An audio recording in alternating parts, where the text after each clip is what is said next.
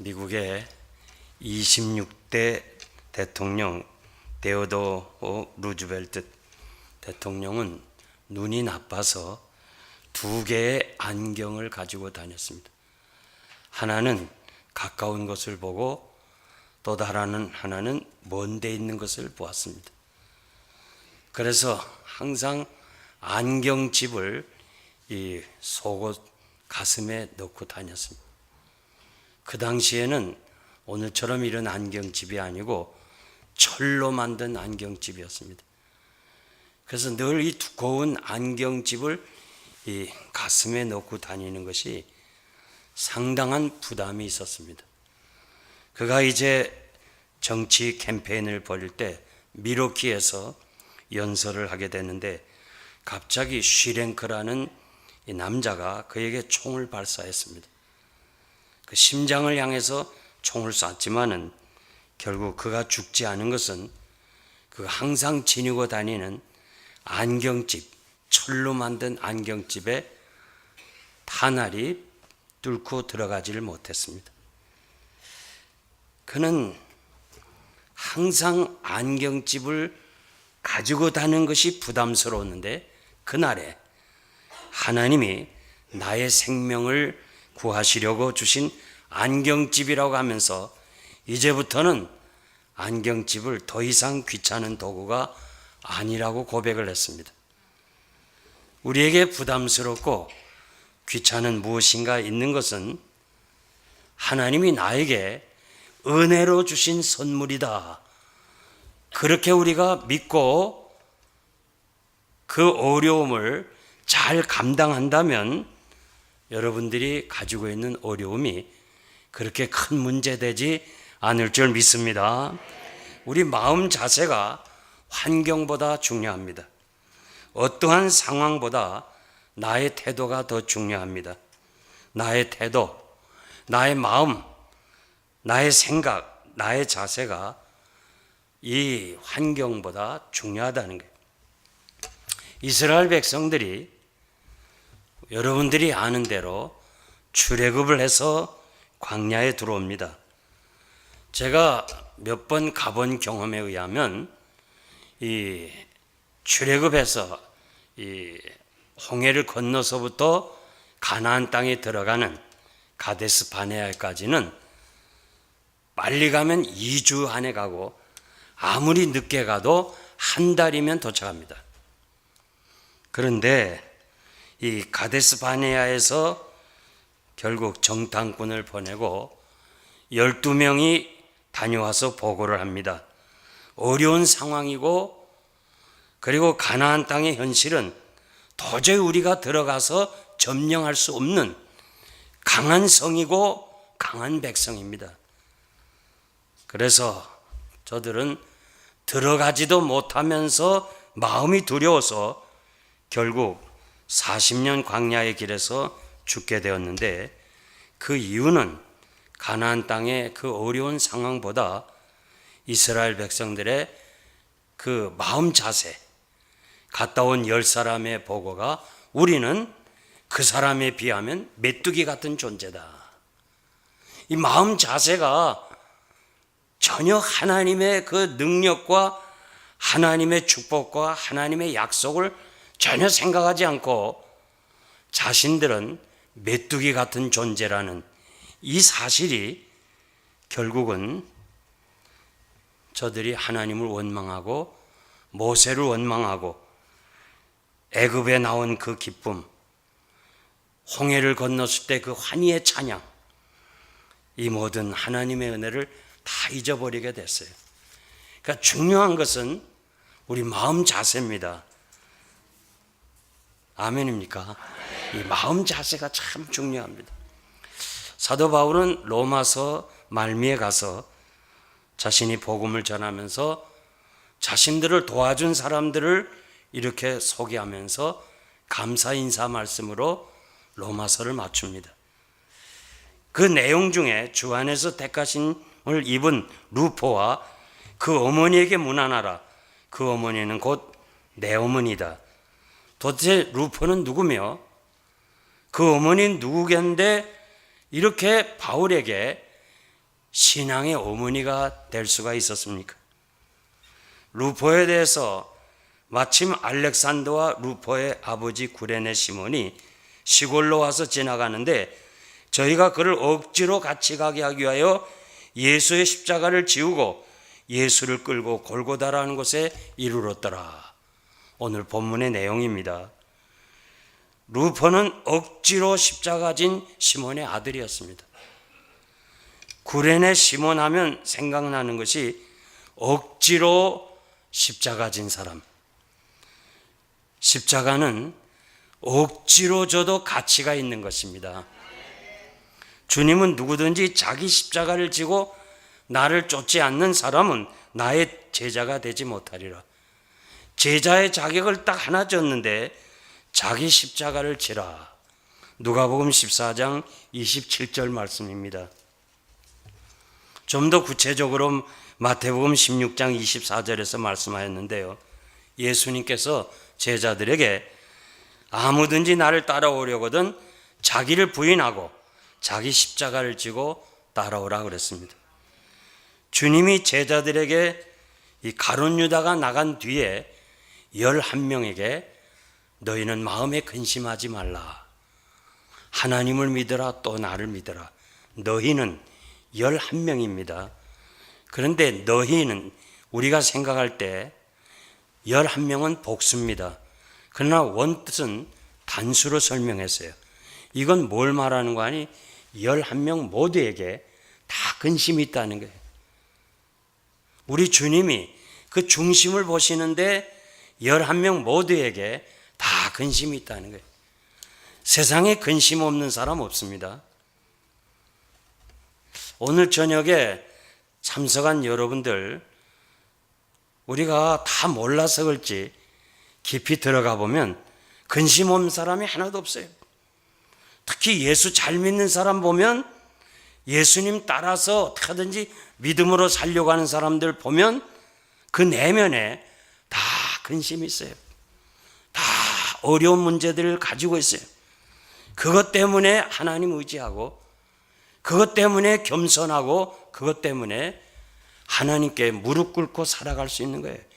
그러니까 우리가 마지막 때에 가서 우리 몫에 대인 십자가가 얼마나 중요하고 감사한 것인가를 알 수가 있어요. 기도 많이 하는 사람들 보세요. 다 십자가 있기 때문에 기도 많이 하는 거예요. 제가 후암제일교회 담임 목사가 됐습니다. 제가 그 당시에 한국에 있는 목사님들은 누구나 원하는 사역지가 있는데 딱 세 군데예요. 후암동, 필동, 충무로. 이 세 군데가 한국에서 가장 부자들이 많이 살아요. 그래서 목사님들이 이 지역, 세 지역에 가서 목회하는 사람을 아주 부러워했어요. 그래서 제가 후암동에 이 담임 목사가 됐을 때 70년대에 목사 승용차가 있었어요. 그 당시에 승용차가 있는 사람이 없었어요. 충영교회 김창인 목사님이 있었어요. 왜냐하면 장로님들이 다 기업을 가졌기 때문에 장로님이 저를 위해서 자가용을 사줬어요. 그러니까 그 당시에 제가 31살에 위임 목사가 됐는데 노회를 가려고 해도 자동차 타고 가기가 미안했어요. 그래서 저 밑에 두고 갔어요. 그 이학인 목사님이 후계자를 선정하면서 광고를 냈어요. 한국서 최고의 대우를 하겠다. 최고의 대우를 하겠다니까 많은 사람들이 그곳에 담임 목사로 오려고 했어요. 이학인 목사님이 보여주는데 이력서가 이만큼 돼요. 제가 제 얘기를 하려는 것이 아니고 와서 그 성도들의 집을 신방하는데 이북에서 내려온 사람들이 많은데 다 기업의 사장들이에요. 집이 얼마나 좋은지 몰라요. 그 일본 집들 후암동에 아주 대단한 집들을 소유하고 있었어요. 부임 신방을 다 해보니까 기도 제목이 다 있었어요. 예수 잘 믿으려는 사람들이 우리가 볼 때는 정말 돈이 많고 부자들이었는데 가보니까 내막을 알아보니까 다 문제들이 있었어요. 문제가 없는 집이 없었어요. 오늘 여러 가지 그 문제가 있고 어려움이 있을 때 대충 세 가지 부류 사람이 있어요. 하나는 포기형. 아예 그냥 될 대로 되라. 무관심한 거예요. 운명론적으로 받아들여. 아예 난 뭐 할 수 없다.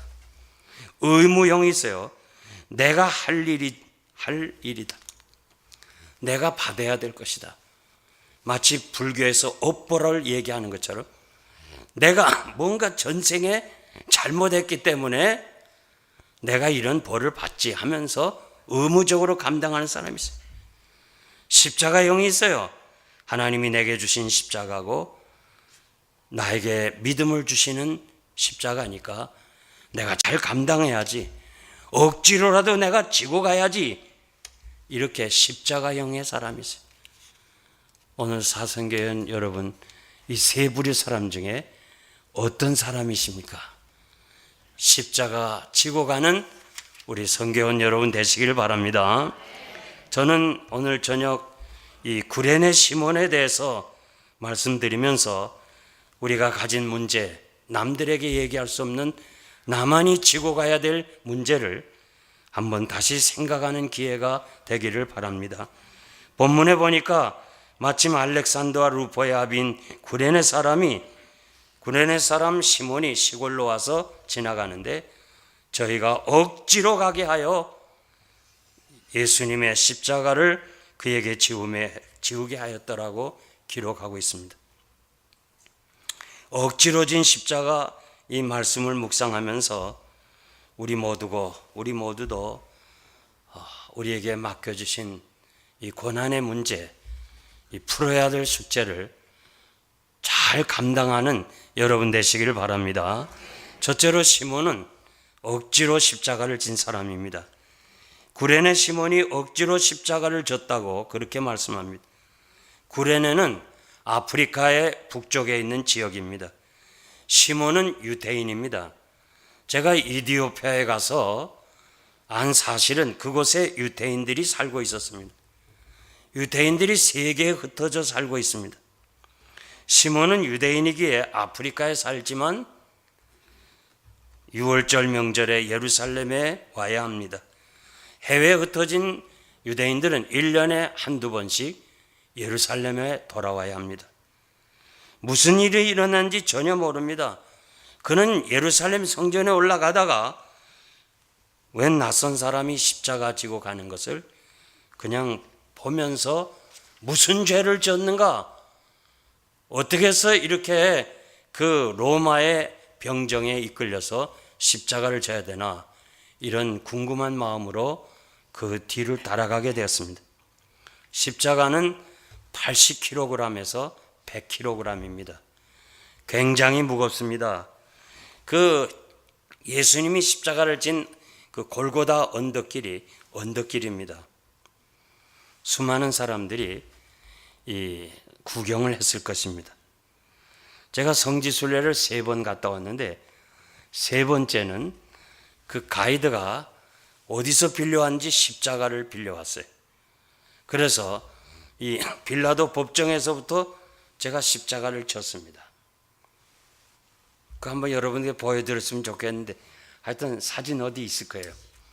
그 십자가를 지고 그 가보신 분 알지만 골고다 언덕길에 양쪽에 사람들이 다 장사꾼들이 많아요. 가게들이. 그리고 사람들이 많아요.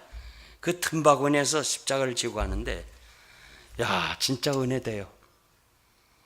여러분 나중에 한번 가서 그 한번 해보세요. 십자가를 지고 가니까 은혜가 돼. 그래서 이거 나만 질 게 아니라 우리 장로님들도 좀 지어야 되겠다 싶어서 장로님들을 지라고 그랬어요. 장로님도 다 눈물을 흘리면서 십자가를 지고 가요. 그래 이거 안 되겠더라고. 권사님들도 지라. 그래서 그 골고다 가면서 다 졌어요. 그리고 진 사람들은 찬양을 했는데 야 정말 너무너무 은혜스러웠어요.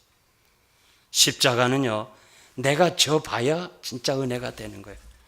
십자가의 그 축복은 말로 해서 되는 거 아니에요.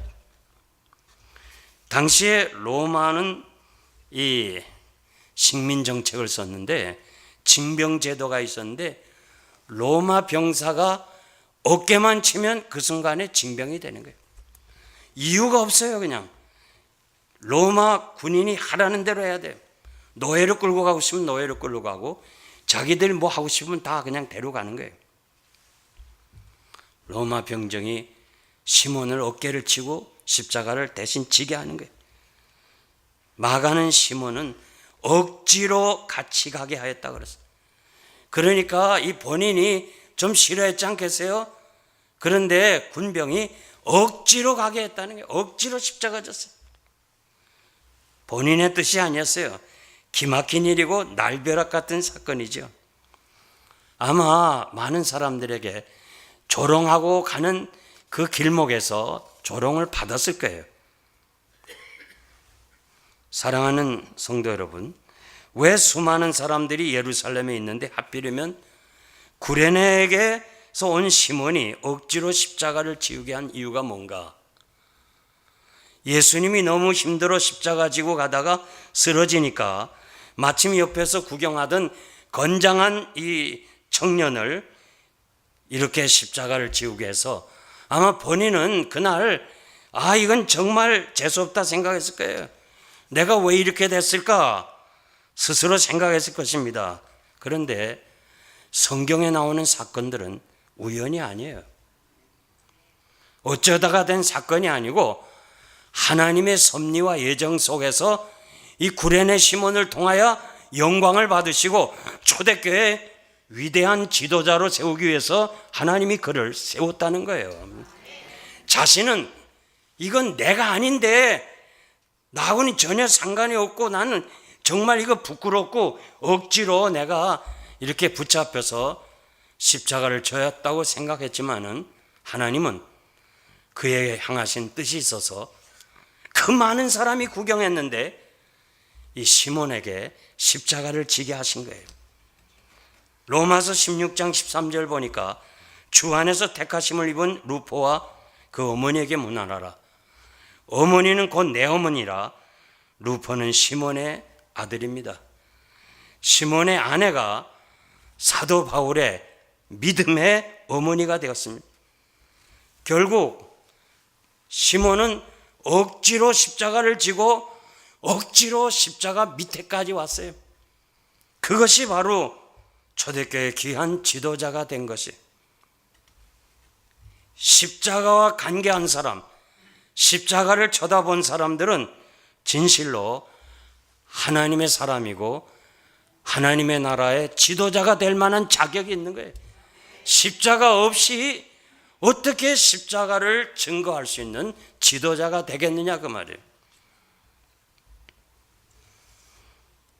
마지막 그 로마서에서 이 시몬의 아내와 그 아들을 문안하라 해서 오늘 뉴욕 땅에서도 우리가 이분들을 상고할 정도로 이분들은 위대한 하나님의 사람이 되었습니다. 마가복음 15장 39절에 보면 예수를 향하여 섰던 백부장이 예수님이 운명하시는 것을 보고 가로되 이 사람은 진실로 하나님의 아들이었다. 로마 병정입니다. 도저히 예수에 대해서 믿을 수 없고 십자가의 못을 받게 하는 병정이 예수님의 십자가의 그 모습을 보고 나서 이 사람은 진실로 하나님의 아들이라고 고백했다면 그 억지로라도 십자가를 진 시몬이 그 십자가를 바라보면서 은혜 안 받았겠어요? 그 십자가를 바라보면서 하나님이 은혜 안 주셨겠어요? 십자가에 동참하는 사람들은 다 진실로 주님의 제자가 된 것을 우리가 잘 압니다. 시몬이 초대교회에서 십자가에 죽으시고 살아나신 주님의 증인이 되어서 온 가족이 하나님 나라를 위해서 귀한 일꾼이 된 것을 우리가 잘 알 수 있습니다. 골로새서 1장 24절 보면 내가 이제 너희를 위하여 받는 괴로움을 기뻐하고 그리스도의 남은 고난을 그의 몸된 교회를 위하여 내 육체에 채우노라. 사도 바울은 억지로라도 교회를 위해서 십자가를 지겠다고 그렇게 말씀을 했습니다. 아마 나이 드신 분은 잘 알지만은 저도 주일학교 때는요, 예수 믿는 게 좀 부끄러웠어요. 그래서 예수 믿는 것이 참 힘들었어요. 특히 우리가 그 학교 다니면서 이제 점심을 싸가면 기도하고 먹어야 되잖아요. 그런데 기도하고 먹으려면 벌써 옆에 애들이 다 뺏어 먹어요. 그리고 막 그냥 점심 이 박스를 그냥 훔쳐가기도 하고. 그렇다고 또 기도 안 하고 먹을 수는 없고. 그리고 그 당시에 성도들이요, 성경책 갖고 다니기가 부끄러워서 신문지에 싸갖고 다녔어. 그 당시에는. 80년대 들어서면서 교회가 급성장하고 교인들이 많아지니까 국회의원 입후보한 사람들이 포스터에 아무교회 장로라 이런 타이틀까지 써붙였어요. 교회 다니는 거 자랑하는 시대가 됐어요. 그런데 이제 요즘 와서 이렇게 예수 믿는 사람들이 욕을 많이 먹어요. 우리 참 근래 장로님들이 다 두 분이나 대통령이 되셨고, 그래서 대통령이 되신 장로님들이 그 요직에 장로 집사들을 많이 세웠어요. 이 2008년도에 181명, 2009년도에 227명, 그리고 10년에 229명, 2011년에 251명, 2012년에 312명, 이렇게 요직의 장차관들이 집사 장로였어요.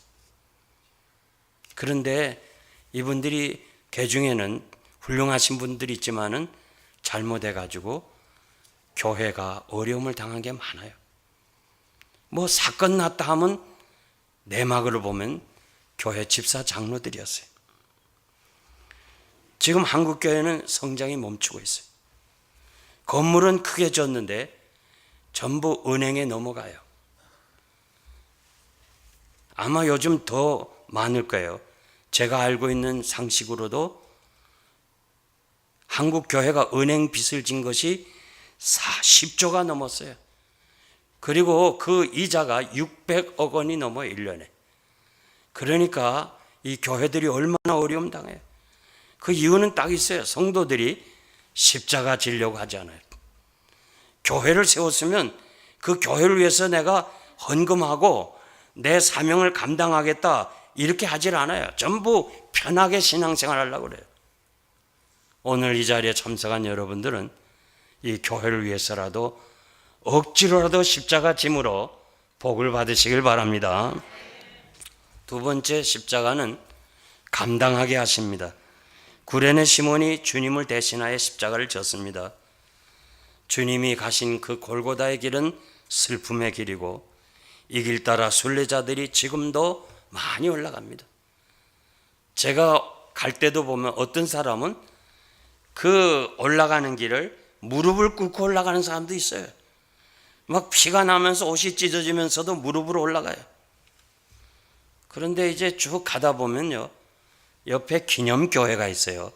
그 기념교회는 뭐냐면 예수님이 십자가를 지고 가다가 넘어진 장소에 기념교회가 있어요. 그리고 예수님이 지쳐서 구레네 시몬이 다시 십자가를 진 그 장소에 기념교회가 있어요. 그리고 또 올라가다가 또 표시가 있어요. 교회 표시가. 그래서 제가 가이드한테 물었어요. 시몬도 가다가 넘어졌냐 하니까 아니라는 거예요. 시몬 안 넘어졌다는 거예요. 그럼 뭐예요? 구레네 시몬이 억지로 십자가를 졌지만은 우리 주님이 다시 대신 십자가를 진 거예요. 우리 주님께서 아무든지 나를 따라오려거든 자기 몫에 댄 십자가를 지고 쫓아오라고 그랬는데 우리 주님이 우리 위하여 십자가를 져야 되는 그 십자가를 지시면서 자기 십자가를 시몬에게 맡겼어요. 그냥 시몬은 잠시 쓰러졌을 때 병정에 의해서 다시 했지만 주님이 다시 힘을 얻고 시몬아 절로 가라, 내가 지고 가겠다 해서 가서 넘어져서 기념교회가 세워진 거예요. 저는 그걸 보면서요, 야, 우리가 주님 따라 십자가 지고 갈 때 주님이 감당하게 하시는구나. 믿습니까? 믿습니까? 감당하게 하신. 못 감당하면 주님이 대신 지실 것이다. 수고하고 무거운 짐진 자들아 다 내게로 오라. 내가 너희를 쉬게 하려니 나는 마음이 온유하고 겸손하고 나의 멍에를 메고 내게 배우라. 그러면 너희 마음이 쉼을 얻으리라. 내 멍에는 쉽고 내 짐은 가벼운다. 여기서 내 멍에, 내가 같이 지겠다는 멍이에요. 혼자 지라는 거 아니에요.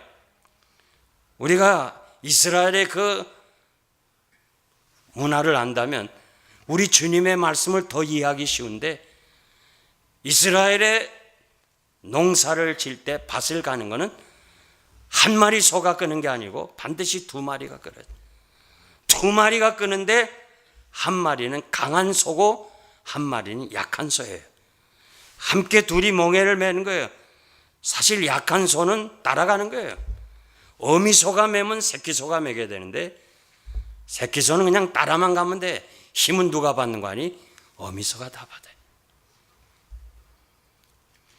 이러는 거 있죠. 뭐 이렇게 큰 못을 운반하면서 같이 들 때 상대가 힘이 세면요, 그냥 우리는 건성으로 붙잡고 있죠.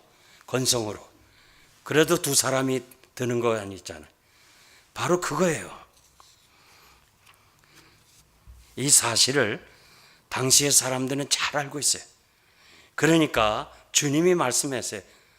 내 멍에 같이 매자 이거예요. 그러면 내 멍에는 쉽고 우리가 진 짐은 가볍다고 그랬어요. 여러분, 우리가 주님과 함께 십자가 지고 가는 것은 가벼운 줄 믿습니다. 하여튼 어거스틴이 이런 말을 했는데, 주님과 함께 매는 것은 새털처럼 가볍다. 믿습니까? 주님과 함께 매는 짐은 새털처럼 가볍다고 그랬어요. 순교자들요, 지금 우리 신앙으로 볼 때는 정말 순교가 어렵습니다. 어려워요. 어떻게 우리가 순교하겠어요? 그러나 순교자들의 그 일생과 그 일화를 보면 그때 주님께서 감당하게 하시는 거예요. 그러니까 여러분도 만약에 그런 환경에 처하면 우리 주님이 감당하게 하실 줄 믿습니다. 그래서 순교하는 거예요. 로마가 이 네로가 폭정을 할 때 이 로마 시해가 불나는 거 여러분 잘 알잖아요. 그런데 이 불이 엄청나게 번져서 결국은 이 뉴욕으로 말하면 뉴욕의 한 보드 퀸즈의 정도가 다 탈 정도로 그냥 불이 번져가는 거예요. 그때가 언젠가 하니 네로가 궁궐을 만들려고 했던 때, 그러니까 민심이 어떻게 돌아가는 거 아니? 네로가 궁궐을 짓기 위해서 일부러 불을 냈다 이런 소문이 들어가니까 네로는 이것을 감당하지 못해서 기독교인이 불을 냈다 이렇게 소문 퍼뜨려. 사람은요 참 옛날이나 지금이나 이 언론이라든가 소문에 대해서 약한 거예요. 그러면서 전부 잡아들였어요, 기독교인들. 그럴 때 교인들이 베드로에게, 베드로 선생님, 로마를 떠나세요. 떠나셔야 됩니다. 우리는 여기서 어떻게 잡히더라도 선생님이 잡히면 어떡하겠습니까? 교회가 끝나는데 잠시라도 이 로마를 벗어나서 조금 지난 다음에 다시 오세요. 네로가 다스릴 때 베드로는 로마 교회를 지도하고 있었어요. 그래서 베드로가 몰래 로마를 탈출해 나가잖아요. 그럴 때 주님이 그 언덕을 넘을 때 다시 나타나서 베드로에게 볼 때 우리가 잘 아는 대로 어디로 가십니까? 어디로 가십니까? 그때 주님이 나는 다시 로마로 간다. 이때 그 베드로가 통곡하면서 주님과 함께 로마로 들어갔잖아요. 그는 예수님을 부인하였던 제자예요. 잘 섬기지 못했어요. 그 계집아이 앞에서도 두려웠던 베드로가 역시 또 도망가려고 했는데 우리 주님이 나타나셔서 같이 들어가는 거예요. 그러면서 내가 어찌 주님과 동일하게 십자가를 지나, 거꾸로 십자가를 지고 매달려서 그 입에서와 코에서 피가 흘러나왔다는 이런 이야기가 있어요. 이건 성경에 나오는 이야기가 아니고 내려오는 전설적인 얘기예요. 여러분, 주님과 함께 멍에 매는 거 무엇이든지 감당할 줄 믿습니다. 여러분 가운데 십자가를 지는 사람이 있고 십자가를 지게 하는 사람이 있어요. 십자가를 진 구레네 시몬이 있는가 하면 주님을 십자가에 지게 한 빌라도도 있었어요.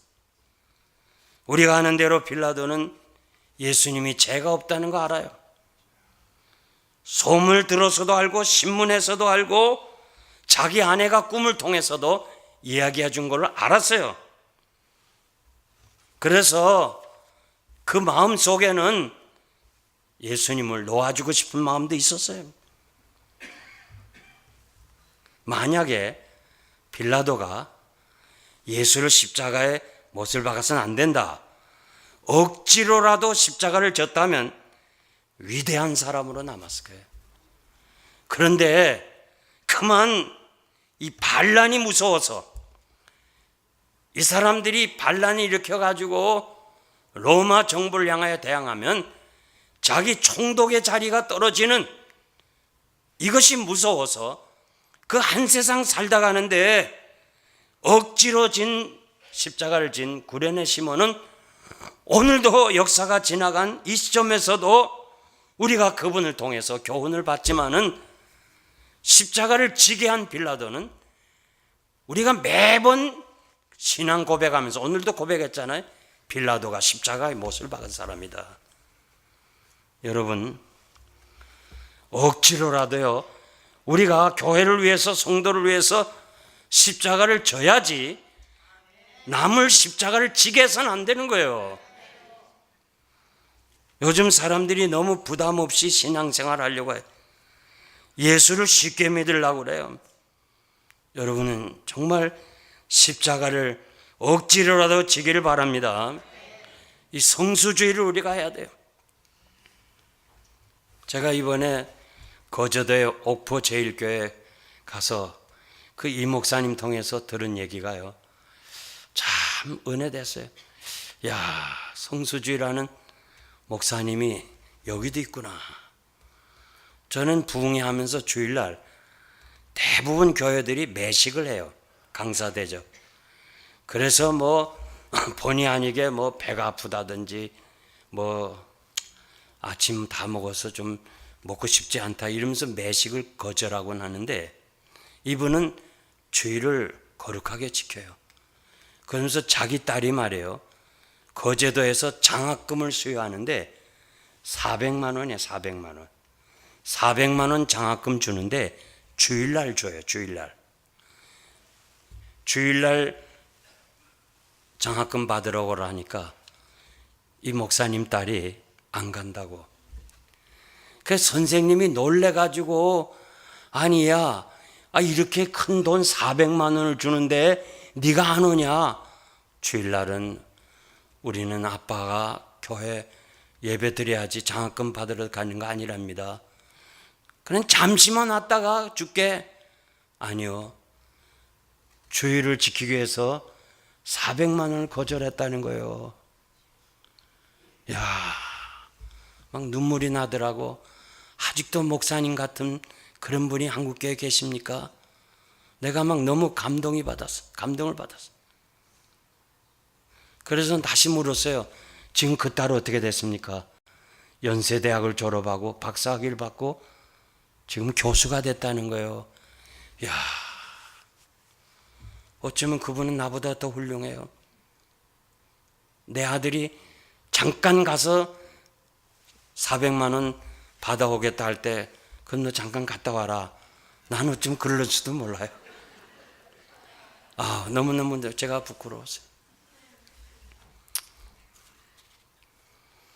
제가 35년 목회하면서요, 이민교회, 한국교회는 이학인 목사님이 그렇게 다져서 성수주의를 하기 어렵지 않았어요. 그런데 이민교회 초교파로 모였는데 성수주의를 하기가 얼마나 어려운지.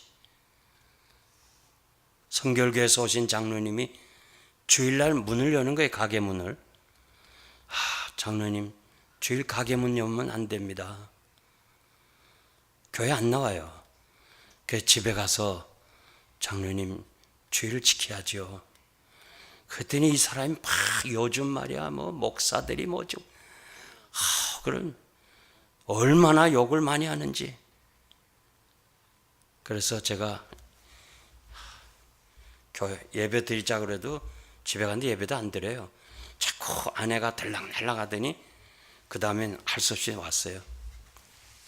제가 속으로 하나님, 내가 이제 마지막으로 말씀 전하고 이분은 이제 교회를 안 나올 사람이니까 내가 마지막 전할 때니까 강하고 담대하게 해달라. 설교를 했어요. 성경 피고. 그 전에 설교 시간에 그래도 장로님 항의하겠어요? 제가 이렇게 설교했어요. 장로님이 만약에 하나님이 택한 백성이라면 망합니다. 그리고 때려서라도 하나님이 주일 성수하게 할 것입니다. 그러나 하나님이 택한 백성이 아니라면 마음대로 할 겁니다. 제가 그 설교할 때 이 장로님이 그냥 나보다 나이 많잖아요. 이 성경책을 듣기 싫다고 착착착 하면서 착착 이래요. 그 다음에 내가 주기도문 하고 금방 나왔어. 왜? 조금 있다면 멱살이 잡힐 것 같아서. 10년 만에, 꼭 10년 살다 갔는데요, 몇 년 만에 그냥 건강한 사람이 반쪽을 못 쓰는 사람이 됐어요. 제가 그 병상을 신방 갔잖아요. 물론 우리 교회 안 나왔죠. 제 손목, 두 손목 잡고 90도 각도로 절을 하면서 목사님 용서하세요. 목사님 말씀을 잊지 않겠습니다. 꼭 10년 필라델피아 이민 와서 10년 살다 갔어요. 여러분, 제가 정말 아비된 심정으로 말씀드리는데 주의를 거룩하게 지키세요. 어떠한 수입이 오고 어떠한 이익이 온다 할지라도 우리 주의를 거룩하게 지켜야 돼요. 우리가 살면 얼마나 살겠어요? 돈을 벌면 얼마나 벌겠어요? 주의를 거룩하게 지켜야 돼요. 우리 공직자들요, 적어도 피택 되신 여러분, 장로, 집사, 권사는요 수요일 저녁 예배 나와야 돼요. 공예배 나와야 돼요. 존 웨슬레는요 1738년 5월 24일 수요일 밤 기도했어요. 이분이 가기 싫었어요. 그 글에 보니까요 가기 싫어서 수요일 기도했대. 나 억지로 갔어. 억지로 가가지고 무슨 설교를 듣는 거니? 구원은 믿음으로 받는 것이지 행함으로 받는 것 아니다.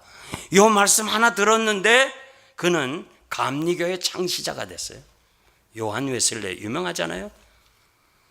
하나님이 언제 은혜 주실런지 몰라요. 언제 은혜 주실런지 몰라요. 그래서 여러분 피곤하지만 억지로라도 교회 나와야 돼요. 억지로라도. 양옆 사람에게 좀 얘기해. 억지로라도 나옵시다. 억지로라도 좀 나와요. 억지로라도. 저는 우리 교인들에게 그렇게 말했어요. 물론 수요일 종일토록 일하다가 그냥 집에도 못 가고 와서 피곤해요. 그럴 때 저는 그래요. 교회 와서 자라. 교회 와서 자도 좋다. 자다가도 한 말씀이라도 들으면 언제 하나님께서 은혜 주실지 몰라요. 그래서 우리가 정말 주의를 거룩하게 지키고 온전한 11조 생활하고, 온전한 11조. 요즘 한국교회, 이민교회 11조가 줄어지는 거예요. 11조가 줄어져요. 왜냐하면 목사님들이 헌금 얘기를 안 해요. 통계해 보니까 헌금 설교하면 15%밖에 은혜 못 받고 85%는 전부 은혜를 못 받는다고 그랬어요. 그러니까 어떻게 하든지 사람들의 귀를 듣기 좋게 하기 위해서 11조 내라는 말 안 해요. 제가 이거 몇 번 여러분들이 11조 얘기했죠. 11조는 내 것이 아니에요. 하나님의 것이에요. 아멘입니까? 그래서 11조 복 받기 위해서 내는 거 아니에요. 11조는 당연히 의무고 우리가 감당하면 하나님이 은혜 주실 줄 믿습니다. 미국의 유명한 육상 선수 칼 루이스를 혹시 아시는 분 아실 거예요. 이분은 오토바이를 타고 다녔는데 출퇴근 시간에 오토바이를 타고 다녀야 되는데 도적 맞았어요. 그래서 이 칼 루이스가 마음이 괴로웠어요. 그러면서 오토바이 대신에 그는 자전거를 타고 가기로 했어요. 그래서 그는 이렇게 말해요. 내 다리 지금 자전거를 타고 다니는 내 다리는 훔쳐갈 사람이 없다. 그렇죠? 여러분 다리 훔쳐갈 사람 없잖아요. 그래서 자전거 타고 말이에요. 왕복 24km 직장을 60리 길이에요. 우리말로 말하면 매일같이 자전거 타고 60리 길을 자기 직장 다녀서 결국 그것이 든든한 다리를 가지게 돼서 미국의 육상 선수가 됐어요. 그래가지고 1984년부터 96년까지 올림픽을 4번이나 참석해가지고 금메달만 9개를 땄어요.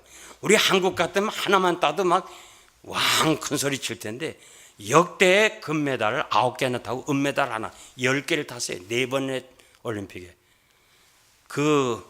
어떻게 이렇게 육상 선수가 됐냐 하니까 오토바이 잊어버린 것 때문이다. 억지로 그냥 내 다리 훔쳐갈 사람 없다 싶어서 자기가 자전거로 60리를 매일처럼 방문. 이 사람이 만약에 힘들다고 오토바이를 빚을 내서라도 샀으면 이런 육상 선수가 되지 못했을 거예요. 제가 왜 말씀드린 거 아니? 억지로라도 십자가 지자. 아멘입니까? 여러분들이 이렇게 이 교회를 위해서, 성도들 위해서, 그리고 이웃을 위해서 내가 십자가 지면 주께서 감당하게 하실 줄 믿습니다. 마지막으로 십자가 지면 축복받습니다. 안디옥 교회 지도자의 이름이 13장 사도행전 13장 1절 나오는데 바나바 니구레라 하는 시몬과 구레네 사람 루기오 헤롯의 젖동생 마나임과 사울이라 지도자를 소개했어요. 여기 니게로라는 말은 검다, 아프리카의 흑인을 말해요. 시몬, 이 시몬은 히브리 말이고 이 헬라어로 번역하면 이 시몬이 되는 거예요. 그래서 시몬의 시몬이라는 이름이 히브리 말이고 이것을 헬라어로 시몬이라고 그러는데 예를 든다면 우리가 영어로 텔레비전인데 한국말로 TV라고 번역이 되듯이 그렇게 사용했어요. 그래서 시몬은 시몬과 같은 말이에요. 안디옥 교회 지도자가 사울과 같이 동등하게 시몬이었어요. 그리고 그의 아내가 바울의 믿음의 어머니가 됐어요. 베드로전서 4장 13절 보니까 오직 너희가 그리스도의 고난에 참여하는 것으로 즐거워하라. 이는 그의 영광을 나타내실 때 너희로 즐거워하고 기쁘게 하려 함이니라. 고난받는 성도들에게 기뻐하라 즐거워하라 주의 날에 상급이 있다고 말씀합니다. 우리가 십자가 지면 결국 우리에게 큰 축복이 있을 것을 말씀해 주었습니다. 사랑하는 성도 여러분, 여러분에게 당하는 여러 가지 시험을 만나거든 온전히 기쁘게 여기라. 왜 나는 이렇게 시험을 많이 쳐야 되나? 왜 나는 이렇게 시험이 많은가? 왜 이렇게 시련이 많은가? 그러지 말라는 거예요. 고난이 올 때마다 기쁘게 감당하라. 믿습니까? 이 시험 쉬운 거 아니에요. 시험 치는 거 어려워요. 이번에 우리 9명의 그 임직자들이 시험을 성경 시험만 560문제를 했어요. 창세기서부터 계시록까지. 그 560문제 넘게 예제를 줬어요. 진짜 어려운 거예요. 전부 그것만 다 알면요 웬만한 목사님들보다 더 많이 잘 알아요. 그거를 그냥 알고 계시라면 못 알을까 봐 시험을 쳤어요. 그래서 정말 이 어려운 시험이 아마 여기 계신 분들에게 그 문제 내고 시험 치라도 제가 볼 때 합격할 사람 아무도 없을 거예요. 공부를 열심히 했어요. 다 합격했어요. 시험 치는 건 그렇게 좋은 거 아니에요.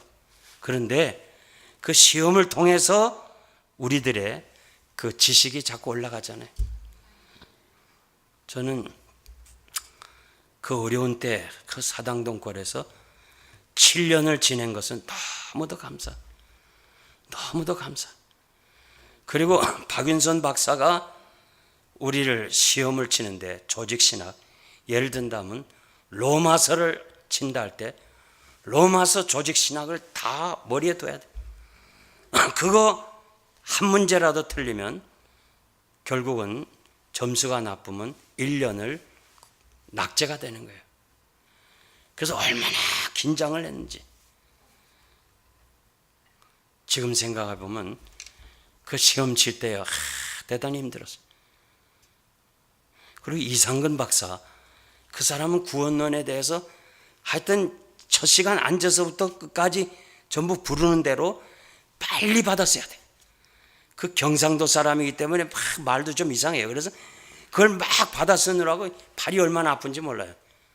그런데요, 지나고 나서 제가 느낌이 저는 딱 분필만 하나 들었으면 조직신학을 다 강의할 수 있어요. 그리고 성경을 다 해석할 수 있어요. 그만큼 어렵게 시험 공부하고 그만큼 힘들게 공부한 것이 나로 하여금 살이 되고 피가 되고 내게 정말 좋은 그런 지식의 사람이 되게 됐어요. 여러분, 우리가 시험을 당하고 여러 가지 시련을 당하고 어려움을 당할 때 여러분 기쁘게 여기시길 바랍니다.